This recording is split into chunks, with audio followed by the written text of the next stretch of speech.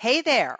Welcome to Be Unmessable with the podcast. I'm Josselyne Herman-Saccio, your host, and today is all about turbo tips to stay unmessable with. And I want to talk to you about what I call a linguistic red flag.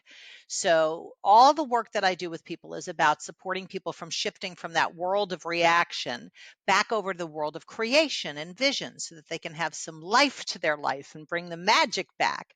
So if you've ever found yourself spiraling into frustration or annoyance or righteous indignation, you know how easy it is to get caught up in that world of reaction. But here's the good news. You can hack your way out of that spiral by noticing the signs that you're slipping into the world of reaction. And one of the most powerful ways to do that is to listen to the language you're using. Listen to what you're saying, either out loud or in your head. So we're going to talk about what linguistic red flags are, why they matter, and how to use them to shift from reaction to creation. So let's start with the basics. So whenever you're in the world of reaction, it's easy to feel like life is coming at us, it's happening to us. We become reactive to people or situations or circumstances, often without even realizing it. So it happens almost by default, right? And that's because our brains are actually wired for survival. They're wired to detect threats, like in the caveman days, there would be an animal coming at you. You needed to survive. But unfortunately, our brains haven't evolved as much as they could have. And we still react to things as if our existence is being threatened, and we go into survival mode or reaction mode. So some of the linguistic red flags that could indicate that you're in that world of reaction are things like, you could say, what's wrong with these people? That's a good one for me. I use that all the time. Or seriously, are you insane? Or, why is this happening? Why does this always happen to me? Or even if you have a sarcastic voice in your head that's like, great, just what I needed. All of those are examples of linguistic red flags that you are in the world of reaction. So the minute I hear myself saying or even thinking things like, what is wrong with these people? Then I know that I am heading down that path of frustration and irritation or judgment. And that path is really the road of reaction. So the problem with staying in the world of reaction is it just keeps you stuck. It keeps you stuck not only in your language, but also in your life. So you lose access to the world of creativity and possibility and the ability to design your next action intentionally versus knee-jerk reaction, your next action. So instead, you just end up reacting to whatever's coming at you versus creating what you really want to fulfill on from the world of your vision. So here's the good news. When you recognize these linguistic red flags, and you have to think about what it is for you, like what do you find yourself saying often when you're annoyed or frustrated or afraid?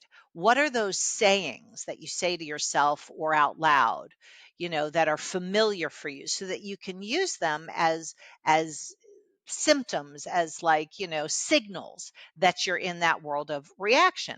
But when you recognize the red flags, you can actually interrupt the cycle. You can hack your brain patterns and shift from reacting to creating.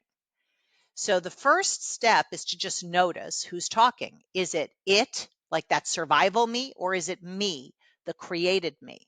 When I catch myself using one of those linguistic red flags, I pause and I just ask myself, okay, who's talking right now? Is this me, or is it it? Is it me, the creator of my life, or is it, the reactor to what's happening outside of me? So it is that part. When I say it, I mean that part of you that's like reactive or judgmental or just on automatic. It's often fueled by being right or ego. It's the voice that says things like, this isn't fair, or I'm so over this, or enough, I'm getting rid of this person. Like that kind of reaction is the it voice. And the me part of you is the voice that's grounded in our vision, in our commitments, and our power to create. So when I recognize that it is running the show, I can take a step back and reclaim the conversation, reclaim not only my language, but my actions. So the first step is noticing who's talking, it or me. The second step is to ask, okay, what am I creating right now? Not what is it creating, but what am I creating right now? This is like a magic reset button. It shifts your focus from what's happening or the circumstances that you've been reacting to or the people you're reacting to what you're choosing to create in that moment. So, for example, let's say you're stuck in traffic, right? And you hear yourself say, ugh, why does this always happen to me? That's a linguistic red flag. So instead of spiraling into frustration, trying to figure out how to, you know, get through this traffic and, get away from the traffic and reacting to the traffic and the guy who's driving in front of you or the girl who's driving beside you, you could actually ask yourself, okay, what am I creating right now? There you are in your car. What am I creating right now? Maybe the answer is patience or gratitude for a moment of silence or a moment of stillness, literally in the traffic, or even a reminder of your larger commitment to staying calm and grounded in life. This simple question, what am I creating right now? Interrupts the autopilot mode of reaction and it puts you back in the literal driver's seat of your life. So the beauty of this practice is that it's not about perfection. It's about awareness. You're not going to catch every red flag, and that's okay. Give yourself a break. The goal is to build the muscle of noticing so that you can shift to creating quicker and quicker and quicker. And over time, you're going to start recognizing patterns. Like you're going to start noticing what phrases or thoughts are your personal red flags. And once you know what they are, you can use them as signals to pause and breathe and choose a different path. So, the thing about being unmessable with, it doesn't mean you're never going to feel annoyed. It doesn't mean you're never going to be frustrated or react to something. Those moments are still going to happen. They're part of being human. But the beauty of this practice is that you have the tools to shift out of the world of reaction and back to the world of creation at any given moment. You can choose the action you take rather than just being hijacked by your amygdala and your fight, flight, or freeze reflex. You don't have to be run by your emotions. And when you're able to actually consciously choose your next action, you unlock a whole new level of freedom and power and possibility. So I have a challenge for you this week.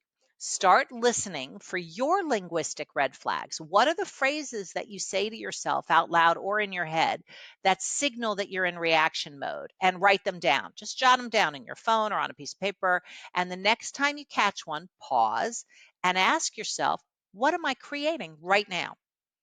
This one simple shift, and it's simple. It's not easy, but it's simple, can change everything from your mindset to your relationships to the actual results that you produce in your life. So I appreciate you being here with me on this episode of Be Unmessable with the podcast. And if this resonated with you, if you got value out of today, please share this with a friend or leave a review or a rating. And as always, remember, you are the author of your life and not a victim of your circumstances. So until the next episode, keep creating. See ya. Thank you again for tuning in to this week's episode of Be Unmessable with the podcast. And I never take for granted that you spend time with me. And I always want to make sure that you get value when you do. So I am including in the show notes a link for you for our Basics of Being Unmessable with workbook. It's a 12-page workbook that gives you all the basics of developing yourself to be unmessable with no matter what life throws at you, to be able to shift from the world of reaction to creation on a dime. And it'll give you a whole practice that you can implement in your daily life over and over and over again. So click on the link below and grab that 12-page workbook and let me know what you discover as you engage with it. Have a great week.